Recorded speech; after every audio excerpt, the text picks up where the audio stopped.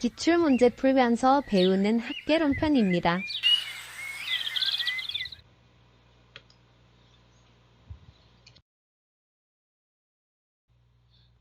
문제. 부동산 시장에서 주택의 공급 곡선을 우측으로 이동시키는 요인이 아닌 것은?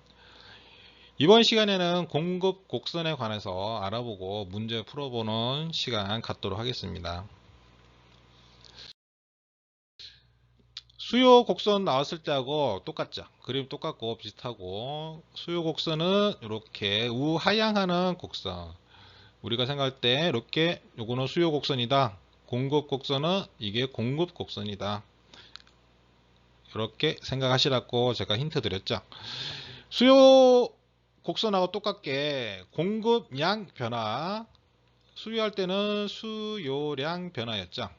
똑같습니다. 다른 조건이 일정하고 가격이 가격만 변할 때 공급 곡선 상에서의 변화를 공급량 변화라고 합니다. 선에서의 변화는 여기서 공급량이 증가한다 그러면 여기가 여기로 이동하는 거, 이거를 공급량 변화입니다. 공급 변화, 부동산 가격 이외에 다른 요인, 가격만 뺀 겁니다. 가격만 빼고 나머지 다른 요인으로 공급 곡선 자체가 이동하는 겁니다. 공급 곡선이 이런 식으로 우측으로 이동했다. 이거는 공급이 증가됐다. 이런 얘기입니다. 공급이 증가됐다. 증가 요인으로는 건축 자재 가격이 내려간다. 그럼 더 많이 자재가 필요하니까 더 많이 건설할 수 있겠죠. 이자 비용이 내려간다. 건축 기술이 올라간다. 공급자 수가 올라간다. 다 쉽게 이해 가시죠? 다 건축을 많이 할 수 있는 이유들이에요. 그래야지 저 공급이 증가될 거 아니에요? 공급자 보조금을 지급한다. 건축 규제가 완화됐다. 경기 호황이 전망된다. 이런 것들은 다 공급이 증가되는 요인입니다. 이거는 한번 읽어보시면 쉽게 다 이해 가시는 부분이고요. 여기서는 이제 공급량이란 변화, 그 다음에 공급의 변화라는 거, 수요량 변화하고 수요 변화하고 같다. 같이 이해하시면 되죠. 그래프만 이런 식의 그래프, 그리고 좌하향하는 공급 곡선, 요것만 기억하고 계시면 되겠죠. 문제. 부동산 시장에서 주택의 공급 곡선을 우측으로 이동한다는 얘기는 이 공급 곡선이 이런 식으로 우측으로 곡선 자체가 이동했다는 얘기죠. 이 얘기는 뭐냐? 공급이 증가되는 요인이 뭐냐? 이 얘기가 되는 거죠. 그래서 여기 아닌 거 찾으랬으니까 공급이 증가되는 요인이 아닌 거를 찾으면 되겠죠. 주택 건설 수의 증가, 이거는 공급이 증가되는 거죠. 공급이 증가되는 거예요. 공급이 증가. 주택 건설력 원자재 가격이 하락했다. 이것도 공급이 증가되겠죠. 주택담보대출 이자율의 상승, 이자율이 상승되면 어떻게 되죠? 이러면 수요가 줄겠죠. 수요가 줄면 공급도 줄게 되죠. 하면 사는 사람이 없으니까 당연히 공급도 줄게 되는 거죠. 새로운 건설 기술의 개발에 따른 원가 절감, 이것도 공급이 증가되죠. 주택 건설용 토지 가격이 하락, 그러니까 쉽게 공급할 수 있죠. 건물을 져서. 이것처럼 정답은 3번.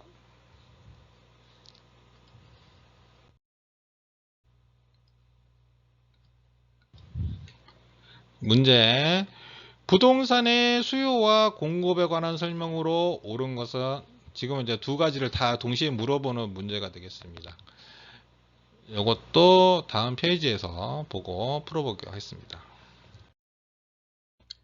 질문 1번. 가격이 상승하면 공급량이 감소한다. 이건 그래프를 보시면 되죠. 바로 그래프를 보시면 지금 여기가 가격이고요. 여기 수요랑 공급량. 지금 여기 수요 곡선이 되는 거죠. 여기 공급 곡선이 되고요. 자, 가격이 상승한다는 얘기는 이렇게 상승했다는 얘기죠. 여기 있던 가격이 여기로 상승했다. 그러면 공급량은 어떻게 되느냐? 이렇게 공급량은 증가가 된 거죠. 증가가 되는 거죠. 증가. 이건 틀린 지문. 수요량은 일정 기간 동안 실제로 구매한 수량이다. 이건 틀린 말이죠. 지금 3번 지문도 공급량은 주어진 가격 수준에서 실제로 매도한 수량이다. 이게 실제로 매도한 수량, 실제로 구매한 수량, 이게 다 틀린 지문입니다. 2, 3번이 다. 요 밑에 지금 제가 정리를 해놨거든요. 용어. 수요량이라고 하는 거는 일정 기간 동안 주어진 가격 수준에 대하여 이 구매하고자 하는 욕구가 뭐죠? 이게 수요예요. 수요. 그의 최대 수량. 이게 바로 양이 되는 거죠. 이렇게 수요량. 이렇게. 수요라고 하는 거는 일정 기간 동안 구매하고자 하는 욕구다. 실제 구매한 양이 아니다. 유효 수요라고 하는 거는 구매 의사뿐만 아니라 실제 구매할 능력, 돈을 갖고 있는 수요를 얘기하는 겁니다. 공급량, 일정 기간 동안 주어진 가격에 대응하여 공급하고자 하는 최대 수량. 이게 공급 양이 되는 거죠. 공급량. 공급하고자 하는 최대 수량을 얘기하는 겁니다. 공급이라고 하는 거는 일정 기간 동안 공급하고자 하는 욕구나 양. 실제 공급한 양이 아니고요. 유효 공급은 공급 의사뿐만 아니라 공급 능력을 갖춘 공급. 실제 능력, 공급을 할 수 있는, 나 공급할래. 근데 나 뭐 돈도 없고, 뭐 능력도 없고, 뭐 이 건축이나 이런 거 전혀 모른다. 그런 사람들을 뺀 누구나 공급자로 참여하는 게 아니죠. 여기서 부동산 공급자는 신규 생산자도 되고요. 기존 주택을 갖고 있는 건물 소유자도 됩니다. 건물주도 여기에 이번 세를 놓을게 이런 식으로 공급자가 될 수 있는 거죠. 그래서 이 부동산 공급자에는 참고적으로 신규 생산자도 되고 기존 주택 건물 소유자도 된다. 4번 질문. 건설 종사자들의 임금 상승, 부동산 가격을 하락시킨다. 자, 어떻게 되죠? 건설 종사자가 임금이 상승되면 공급이 감소되는 거죠. 공급이 감소. 이런 식으로 공급이 감소되겠죠. 이런 식으로. 지금 이거는 이제 가격은 아니고 가격 이외의 요소니까 이런 식으로 그래프가 가겠죠. 그렇게 되면 어떻게 되죠? 여기 있던 가격이 여기 있는 가격으로 올라간 거죠. 가격이 하락하는 게 아니죠. 이것도 틀린 질문. 이렇게 되는 거죠. 가격 이외에 다른 요인이 수요량을 변화시키면 수요 곡선이 좌측 또는 우측으로 이동한다. 곡선이 이동한다. 가격 이외의 요소. 이게 맞는 질문이죠. 이거는 뭐 여기 보실 필요도 없고, 이 곡선 자체가 이동하는 거는 바로 가격 이외의 요소로 움직이는 거죠. 그래서 정답은 5번이 되고요. 다음 문제. 수요 공급이 동시에 변화할 경우, 이거는 이제 이 그래프가 뭐 하나만 이렇게 움직이는 게 아니고 같이 움직인다는 얘기예요. 수요나 공급이 같이 막 움직인다. 그때 균형 가격과 균형 양에 관한 설명으로 옳은 것은 균형 가격과 균형 양에 대해서 조금 공부하시고 또 지문 하나씩 풀어보도록 하겠습니다. 자, 이번에 이제 조금 알고 지나야 될 거는 균형점의 이동에 대해서 알아볼 건데, 균형점이 뭐냐? 여기가 바로 균형점입니다. 여기가. 지금 수요 곡선과 공급 곡선이 만나는 이 점, 이게 균형점입니다. 균형을 이루고 있다는 얘기예요. 수요와 공급이 균형을 이루고 있는 이 점을 균형점. 그리고 여기에 해당되는 이 가격을 균형 가격. 여기에 해당되는 거래량이 바로 균형량. 이렇게 됩니다. 여기 이제 초과 수요라고 하는 거는 이 밑에 만약에 가격이 형성된다 그러면은 수요는 많은데 공급은 적다는 얘기죠. 그러면은 이게 수요가 초과되어 있는 초과 수요 상태가 되는 거고요. 여 위에는 반대죠. 수요는 이만큼인데 공급은 이만큼이나 돼 있는 거예요. 그러니까 공급이 초과되어 있다. 이렇게 보시는 거죠. 지금 요 그래프는 이해 가시죠. 자, 이런 경우에 뭐 수요하고 공급이 뭐 이런 식으로 움직인다, 아니면 이렇게 움직인다, 뭐 이런 식으로 움직인다. 서로 동시에 움직일 때 어떤 식으로 가격이라든지 균형량이 움직일까? 이거를 물어보는 문제고요. 자, 균형점 이동에 대해서 문제 풀이 하실 때 참고적으로 해야 될 게 요 내용입니다. 수요와 공급 곡선 하나만 이동되면 그림으로 판단하시면 돼요. 그림을 보시고 판단하시는 게 빨라요. 그러니까 수요 곡선이 움직였다. 뭐 어떤 요인에 의해서 가격 이외 요인으로 수요 곡선이 움직였다 그러면 이런 식으로 해서 가격이 올라가고 수요량도 늘어났구나. 이런 식으로 공부를 하시는 게 이렇게 문제를 푸시는 게 맞고요. 그 다음에 수요 곡선과 공고 곡선이 같이 움직이는데 다른 크기로 움직여요. 수요 곡선보다 공급이 더 많이 움직였다, 뭐 우측으로 움직였다, 뭐 이런 식으로 지문이 나올 거 아니에요. 그럴 경우에는 어떤 식으로 푸느냐, 많이 움직인 거 하나만 움직인 걸로 생각하시면 돼요. 크게 이동한 것만 움직인 걸로 생각하고 문제를 푸시면 돼요. 그러니까 수요 곡선이 움직이는데 공고 곡선이 우측으로 더 많이 움직였다, 이렇게 문제가 나오면은 요 수요 곡선을 무시하고 공급이 이렇게 움직였다라고 생각하고 가격 변화가 어떻게 됐는지, 가격이 하락했다 뭐 이런 식으로 판단하시면 돼요. 그렇게 되면 빨리 문제를 찾을 수 있습니다. 다른 크기로 수요와 공급이 움직였다 그러면은 크게 움직인 거 하나만 놓고 생각하시면 된다. 요 첫 번째하고 두 번째가 같은 내용이 되는 거죠. 그러니까 하나만 움직일 때하고 같이 움직이는데 다른 크기로 움직였다 그러면 크게 움직인 거는 그냥 하나만 움직인 걸로 생각하고 문제를 푸시면 된다. 그리고 수요 공급이 같은 크기로 움직일 때 같은 방향으로 이동했으면 요거는 이제 이렇게 알고 계셔도 되고, 아니면 그때 이제 그림 그려 보셔도 돼요. 같이 움직였다 그러면 수요량하고 공급량이 우측으로 똑같은 걸로 움직였다 그러면은 이렇게 거래량이 늘어나는 거고요. 지금 요거는 다른 방향으로 움직였다 이렇게 있는데, 수요는 이렇게 나는데 공급은 이런 식으로 움직였다 그러면 가격만 이렇게 변화가 있습니다. 요 얘기를 이렇게 써놓은 건데, 이거를 또 외우기는 또 귀찮아요. 그러니까 이렇게 그림 그려보는 게 더 빨라요. 그래서 이거는 그림으로 그냥 이렇게 생각하시면 된다. 그래서 이런 균형점이라든지 균형 가격을 물어보는 문제는 지금 이렇게 세 가지 나온 거 하나씩 움직일 때는 그 하나만 그림으로 빠르게 그냥 판단하시면 되고, 같이 움직일 때는 많이 움직인 거, 더 많이 움직인 거 기준으로 그놈만 움직인 거 생각하시고 지문을 푼다. 그리고 같이 움직이면 이것도 그림을 빨리 그려가지고 요거 외우는 것보다는 그냥 똑같이 움직였을 때 어차피 가격 아니면 거래량만 딱 하나만 움직이거든요. 하나만 움직이니까 그 하나만 어떻게 움직이는지 그것만 빨리 찾으시면 됩니다. 참고로 수요 증가나 공급 증가, 수요 공급이 모두 증가할 때는 균형 거래량이 증가돼요. 균형 거래량만 증가됩니다. 지금처럼 이렇게 쓰면 수요가 증가됐다 그러면 거래량이 늘어났죠. 공급이 증가됐다 그러면은 여기 있던 공급이 늘어났으니까 당연히 거래량이 늘어난 거고요. 수요 공급이 다 늘어나면은 거래량이 는 거고. 그래서 이제 증가한다고 무조건 나오는 거는 무조건 거래량이 증가합니다. 균형량이 증가한 거죠. 여기 거래량 할 수도 있고요. 균형량 이렇게 할 수도 있습니다. 자, 지문 하나씩 보겠습니다. 1번 수요와 공급이 증가하는 경우, 증가하는 경우 수요의 증가폭이 공급의 증가폭보다 크다 그러면 수요만 생각하시면 돼요. 이렇게 하면 수요만 증가했구나 이렇게 보시고 판단하시면 됩니다. 이 공급은 무시하시고, 균형 가격은 상승했죠. 상승하고 균형량은 감소한 게 아니라 균형량도 증가됐죠. 이건 틀린 지문. 이건 틀렸고요. 수요와 공급이 감소하는 경우 수요의 감소폭이 공급의 감소폭보다 작다. 그러면 공급이 크다는 얘기죠. 그럼 공급만 생각하면 돼요. 작은 거는 버리고. 그러면은 여기서 공급만 감소했다. 요것만 따지면 되죠. 수요가 작자. 수요가 작으니까.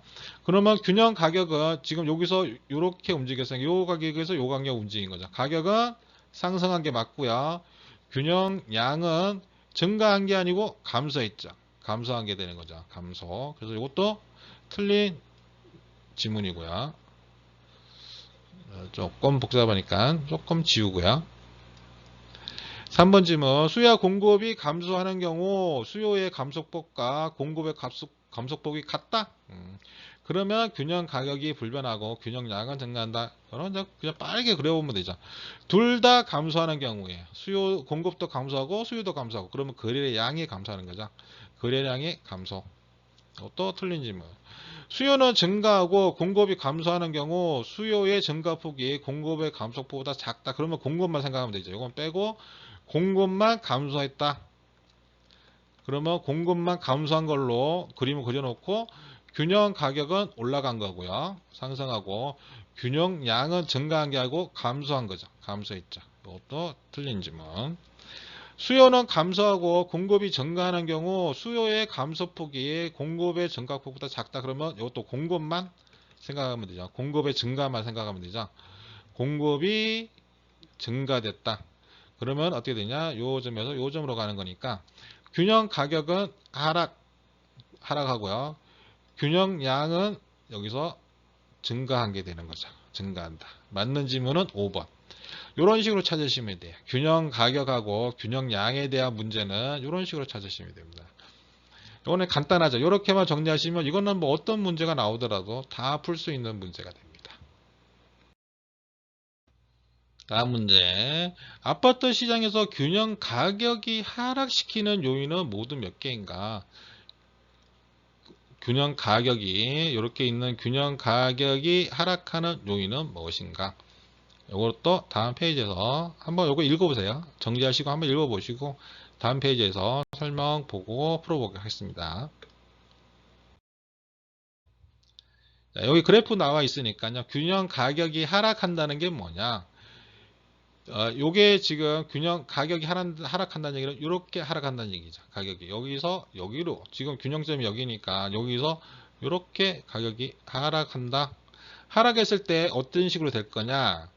지금 수요는 감소돼야 되는 거죠. 감소하고 수요는 감소. 아니면 공급이 증가. 그래야지 가격이 내려가죠. 여기서 여기로 내려가니까 가격이 이렇게 가격이 내려가든지 수요가 이런 식으로 수요는 좌측으로 그래야 가격이 내려가게 되는 거고 여기서 여기로 내려가게 되는 거니까 공급은 증가돼야지 가격이 내려가는 게 되는 거죠. 이렇게 내려가는 게 되죠. 그래서 균형 가격이 하락한다는 얘기는 수요가 감소되든지 아니면 공급이 증가되든지 요 경우를 찾으라는 얘기죠. 그러니까 두 가지를 물어보는 거죠. 지금 이렇게 균형 가격을 물어보는 거는 하나씩 보시면 건설 노동자의 임금 상승, 임금이 상승된다는 공급이 감소된다는 얘기죠. 이거는 임금이 상승되니까 공급이 감소된다. 이건 아닌 거가 되는 거죠. 대체 주택에 대한 수요의 감소. 저번 시간에도 대체 주택에 대한 얘기했죠. 서로 비교할 수 있는 아파트, A 아파트, B 아파트 있는데 B 아파트에 대한 수요가 감소돼요. 이거는 뭐죠? 여기 A 아파트는 수요가 증가된다는 얘기죠. 대신할 수 있는 게 대체 관계니까 여기 수요가 감소된다는 얘기는 여기 수요를 증가된다는 얘기죠. 이런 식 의미예요. 수요가 증가된다. 그러니까 지금 여기 A 아파트는 수요가 증가하게 돼버린 거죠. 이것도 해당 사항이 없죠. B 아파트가 수요 감소되면 A 아파트는 수요가 증가돼 버리니까 지금 여기 문제에서 물어보는 수요 감소나 공급 증가 요인은 아니죠. 가구의 실질 소득이 증가된다. 이거는 수요가 증가되는 거죠. 수요가 증가되는 거. 이거는 쉽게 이것도 아니고. 아파트 건설 업체의 수가 증가됐다. 이거는 공급이 증가된 거죠. 공급이 증가된 거. 아파트 건설용 토지 가격이 상승했다. 그러면 공급이 감소되죠. 이때는. 건물을 짓기가 힘들어진 거죠. 아파트 선호도가 감소했다. 이것도 수요 감소. 그래서 지금 해당되는 거는 요놈 두 가지가 되는 거예요. 두 개. 이렇게 되는 겁니다. 그러니까 기본을 차근하게 처음 딱 잡아놓으면 그 다음에는 좀 쉬워요. 근데 그렇지 않고 기본을 안 하고 그냥 이렇게만 하다 보면 요 경우는 뭐지 이런 식으로 되는 거예요. 요거는 지금 저번 시간하고 이번 시간 거 같이 한번 좀 이어서 보시면 좋을 것 같아요. 문제. 다음 조건에서 A 지역 아파트 시장이 T 지점에서 T 플러스 1 지점으로 변할 때 균형 가격과 균형 양의 변화를 이렇게 해놓은 거다. 얼마를 변화됐냐? 균형 가격과 균형 양이 얼마나 변화됐냐? 이 얘기야. 자, 이렇게 함수가 나오는 경우인데 균형 가격과 균형 양에서 이렇게 물어보는 경우 있어요. 요거는 되게 쉽습니다. 지금 이 아파트가 기준이잖아요. 이 아파트에 공급하는 함수 이렇게 되죠. 자, 수요하고 공급이 있다 그러면 공급 함수가 지금 여기에 주어져 있어요. 그리고 T 지점에서의 아파트의 수요 함수는 이렇게 주어져 있어요. 요거는 무슨 얘기냐? 공급 함수라고 하고 수요 함수라고 한 거 지금 저번 시간하고 이번 시간 할 때 공급 곡선이라고 얘기 드리지만 제가 그 위에 적어 놓은 거는 공급 함수라고 적어 놨어요. 보면 앞에 당겨서 보세요. 궁금하신 분은 공급 함수라고 적어 놨어요. 그래서 이 그래프 자체가 함수예요. 함수. 이런 식으로 식을 가지고 이거에 따라서 여기 점들을 다 이어서 하다 보니까 이렇게 공급 곡선이 생긴 거예요. 그래서 여기서 공급 함수라고 하는 얘기는 이 그래프의 식을 얘기하는 거예요. 여기 수요 함수는 이 수요에 대한 식을 얘기한 거고요. 근데 우리는 지금 균형 가격과 균형 양을 배웠죠. 여기에는 뭐가 됐죠? 균형점이 있죠. 균형점이. 요 점. 요게 균형점이죠. 여기서는 수요 함수하고 공급 함수가 같아요. 그렇게 되죠. 그래서 여기서 나오는 2P하고 900 마이너스 P하고는 같다. 왜 그러냐? 여기 점이 균형점이 있잖아요. 균형점. 이런 식으로 식이 만들어지게 돼요. 그러면 이런 식으로 치환해서 3P는 900이 돼요. 900. 그러면 어떻게 되죠? P는 3 나누니까 300이 되는 거죠. 300. P는 300. 그리고 그러면 이제 요 지점에서의 아파트 수요함수. 지금 이게 지점이라고 하는 얘기는 이게 뭐 지금 한 달 전을 얘기야. 한 달 전. 뭐 예를 들어서 한 달 전. 요번에 지금 다시 해보니까 지금 공급 함수는 같은데 수요 함수의 이 식이 바뀌었다. 지금 여기서의 이 지점, 자, 요거는 오늘이라고 할게요. 오늘의 식은 2P는 1500 마이너스 P가 되는 거죠. 오늘은. 그러면 3P는 1500 이렇게 되죠. 그럼 P는 500 이렇게 되는 거죠. 그래서 지금 쉽게 이해할 수 있게 지금 T 시점하고 T 플러스 1 시점하고 이거를 그냥 우리가 쉽게 예를 들어서 알 수 있게 한 달 전, 오늘 이렇게 쉽게 생각했을 때 이해를 하기 편하게 하기 위해서 이렇게 했을 때 지금 요 한 달 전에서는 이런 식으로 식이 이루어진 거예요. 요 공급하고 수요가 같아지는 균형점을 이용해서 P값을 쉽게 구할 수가 있는 거예요. 이 P값은 뭐죠? 균형 가격이 되는 거죠. 이 P값이죠. 이렇게 됐을 때 여기에 P값이에요. 여기가 Q값이 되는 거고요. 이래서 지금 여기서는 P가 300, 여기 오늘은 P가 500 이렇게 된 거예요. 그러면 어떻게 됐죠? 200이 증가. 그러면 200이 상승, 200이 상승, 요거 중에 답이 있는 거예요. 1, 2. 요런 문제는 간단한 문제이기 때문에 요런 문제는 좀 알아두시고 우리가 이제 학개론 하다 보면 사실 막 복잡한 식을 막 생각하고 이걸 해가지고 막 5분, 10분 머리 싸매가지고 푸는 게 중요한 게 아니에요. 우리는 문제를 50분이라 그러면 사실 1분에 하나씩 풀어야 돼요. 1분에. 문제 하나에 1분에 끝내야 돼요. 그래야지 내가 마킹도 하고 다시 한번 혹시라도 빠뜨린 문제 한 번 더 볼 수 있는 시간이 있어요. 최소한이에요. 그래서 1분 안에는 풀어야 돼요. 그런데 만약에 문제 풀이가 자체가 굉장히 어려운 문제 같은 경우는 이제 1분에 도저히 못 풀어요. 1분에. 아니면 문제 지문이 굉장히 또 길어. 그래가지고 읽다 보면 1분이 지나가는 경우도 있고 그래요. 그래서 사실 우리는 시험에서 합격하는 게 목적이잖아요. 이 문제를 푸는 것 자체가 중요한 게 아니고 시험에 합격하는 게 중요한데 너무 어려운 문제는 사실은 조금 잘 나오는 유형 한두 가지만 딱 하고 나머지는 그냥 조금 포기하는 식으로 이렇게 하셔도 상관없어요. 뭐 제 개인적인 얘기입니다. 그냥 100점 나는 100점을 맞아야겠다고 하시는 분은 그냥 계속 하셔도 돼요. 하지만 그냥 시험 합격을 목적으로 하겠다 그렇게 하시는 분은 사실은 쉬운 것들은 빨리 내가 다 맞추겠다. 쉬운 문제는 다 맞추겠다. 이런 식으로 계획을 잡는 게 더 좋아요.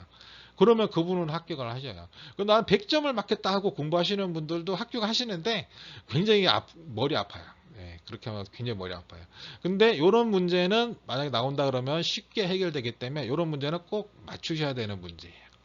그래서 좀 자세하게 머릿속에 이렇게 넣어놓고 계세요. 그러면은 지금 제가 설명드린 이 기본적인 내용, 이 문제 풀이 과정만, 예를 들어서 풀이 과정만 이렇게 뭐 해가지고 이런 식으로 푸는구나 라고 외우시면 안 되고, 제가 설명드렸죠. 지금 여기처럼 이렇게 수요 곡선하고 여기 균형점 있고 균형 가격 있고 균형 거래량 있고 여기서 지금 여기가 만나는 지점이구나, 수요 곡선이. 그래서 여기가 만나는 지점이니까 수요 함수하고 공급 함수가 같아지는구나, 여기는. 그래서 이게 왜 EP가 900P가 될 수 있는지, 이거를 왜 이렇게 하는지 계산을 이해를 하셔야 돼요. 이거 모르고 나중에는 그냥 문제만 하다 보면 그냥 이렇게 푸니까 이렇게 푸는 방법만 자꾸 외우셔가지고 그냥 대입을 하려고 그러는데, 그러면 여기서 문제 조금 바뀌면 또 못 풀으시는 분이 계셔. 그러면 너무 아까워요. 이런 문제는 풀어야 되거든요. 이런 문제는 포기할 문제가 아니에요. 이거 빨리 문제 풀고 이런 걸 꼭 맞추고 넘어가야 될 문제예요. 얘기가 좀 길어졌는데요. 지금처럼 기본 요 내용을 알고 계셔라. 이거를 왜 이 900P를 왜 이걸 이렇게 계산하는지 제가 설명드렸죠. 요 부분. 요 부분을 잘 알고 계셔야 돼요. 그러면 나중에 한 달, 두 달 지나도 이거였지라는 생각을 하고 있다 그러면 이 문제는 한 달, 두 달 지나서도 풀 수가 있어요. 우리가 공부하다 보면은 학교로만 막 계속 1년 공부하는 게 아니고 6가지 과목을 막 하다 보니까 어차피 또 한 달 동안 전혀 못 보는 과목들이 생겨요. 그럼 나중에 다 까먹는단 말이에요. 이 기본을 알고 계셔야 돼요. 이렇게 기본을. 이걸 왜 이렇게 하는지를 알고 계시면 그러면 나중에 봤을 때 그냥 한번 딱 보면 이건 이거였구나, 이렇게 금방 알아요. 요 균형점 때문에 이런 식으로 식을 만들 수가 있다. 그래서 P값을 내가 구할 수가 있다. 이런 식으로. 이거 굉장히 중요한 거예요. 어제 수요 함수 할 때도 그렇고 제가 지금 알려드리는 이렇게 그래프 알아보는 방법, 그리고 여러 가지 이렇게 간단하게 저희만의 방법 얘기 드린 거, 저도 다른 교수님들 강의하는 거 잠깐 이렇게 보지만 이런 식으로 설명해 드리는 교수님 저는 못 봤어요. 아직 하면은. 저만 못 봤을 수도 있어요. 많이 계신데. 근데 이런 식으로 한다는 거 요거 꼭 알고 계셔라. 요런 거는, 요런 문제는 꼭 맞추고 가야 되는 문제풀이 여기 문제다. 이제 학계론에서 문제 나오면은 문제풀이에서도 몇 개는 맞춰야 돼요. 몇 개는 맞춰야지 나머지 문제 다 맞춘다는 얘기 보장이 없으니까 이런 쉬운 문제풀이는 맞추셔야 된다. 그러면은 이렇게 기본적인 내용은 알고 계셔야 된다. 요거 다음 페이지에서 여기에서 설명이 있었는데 앞에서 설명 길게 해버렸네. 자, 이제 문제 여기에 설명하려고 해놓은 거였는데, 자, 문제가 요거였죠. 요거였고 지금 P는 가격, Q는 공급량, 1, 2는 이제 수요량이에요. 자, 요거에서 이제 여기 표시를 해놨죠. T 수요라고 해서 T 지점. 요게 뭐 예를 들어서 그냥 뭐 1년 전 뭐 이런 식으로 본인이 생각하시면 돼요. 그렇게 하면 금방 또 이해가 가니까. 수요 공급하고 수요하고 만나는 지점 같은 지점이 뭐냐? 2P하고 900-P다. 그래서 계산했더니 300P였구나.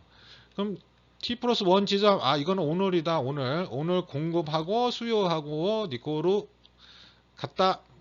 그러면 계산해보면 500이다. 그럼 P 값이 지금 1년 사이에 200이 증가됐구나. 이렇게 생각하시면 돼요. 그래서 균형 가격이 200 상승했구나. 이런 식으로. 균형량은 어떻게 하느냐? 균형량은 지금 요 Q값을 알면 되잖아요. Q값. 이 균형량이라고 하는 거는 이 공급에 관한 또 상관없고요. 수요에 관한 것도 상관없습니다. 아무데나 넣으셔도 상관은 없어요. 그래서 지금 Q값이라고 하는 거는 여기 앞에 넣으셔도 돼요. 이 P가 300이었죠. P가 여기 300이니까 여기 2P잖아요. 300이니까 Q값은 600이 되는 거죠. Q값은. P만 알면 Q값이 나오는 거니까. 여기 수요에 넣어도 똑같아요. 여기도 이제 300 이렇게 넣으면 Q값은 600 이렇게 나와요. 똑같아요. 똑같습니다. T 지점에서는 똑같죠. 자, 그 다음에 이제 오늘 거 T 플러스 1 지점의 거 지금 P값이 500이니까 2P에 넣으셔도 돼요. 2P에 넣으면 이제 1000이잖아. 1000. 여기 넣으셔도 돼요. 여기에 500 넣으셔도 똑같이 1000 이렇게 되는 거예요. 아무 데나 넣으셔도 돼요. 공급에 넣어도 되고 수요에 넣어도 되고. 어차피 균형량이라고 하는 거는 여기 앞에 수요하고 공급 이게 이렇게 가로쳐져 있다 생각하시면 돼요. 수요나 공급이나 다 균형량 똑같으니까요. 똑같잖아요. 여기 균형점에서의 요 가격은 똑같죠? 여기는 똑같으니까 상관없는 거예요. 공급에 넣어도 되고 수요에 넣어도 되고 이렇게 돼요. 그래서 이제 Q값은 600에서 1000으로 바뀌었으니까 400이 증가한 겁니다. 그래서 이제 정답은 2번이겠죠. 균형 가격은 200 상승, 균형량은 400 증가. 이런 식으로. 자, 그 다음 문제. A 지역의 오피스텔 시장 공급량이 3P. 자, 이거는 이제 서술을 이렇게 하는 거예요. Q값이 이제 3P예요. 3P. 그 다음에 A 지역의 오피스텔 시장 수요 함수는 1200의 마이너스 P. 에서 여기서 지금 Q2는 1600의 P로 바뀌었다. 요게 이제 1년 전. 요거는 이제 오늘 뭐 이런 식으로 쉽게 생각하기 위해서. 그러면 A 지역 오피스텔 시장의 균형 가격은 이제 P값이죠. 가격이 P값이요. 균형 가격. 요게 균형 가격이니까 요 P값, 요 균형점. 요거 이제 문제 쉽게 풀 수 있겠죠. 하면은. 요거는 3P는 1200에 마이너스 P니까 4P는 1200. 그래서 P는 300. 이렇게 나오죠. 그래서 1년 전에 P값은 300. 여기는 지금 3P였죠. 3P는 1600의 P. 자, 그래서 4P는 1600. 그럼 P는 400. 그래서 오늘은 P가 400이구나. 그럼 300에서 400 갔으니까 요거는 100 상승. 이렇게 문제. 여기 쉽죠? 요거는 풀 수 있는 문제예요. 이런 것들은 쉬운 문제. 문제풀이 나오는 문제 중에서 쉽게 풀 수 있는 문제. 이런 거 나오면은 땡큐. 이런 거는 빨리빨리 그냥 정답 맞추셔야 되는. 쉽죠? 이렇게 기억하고 계시면 돼요.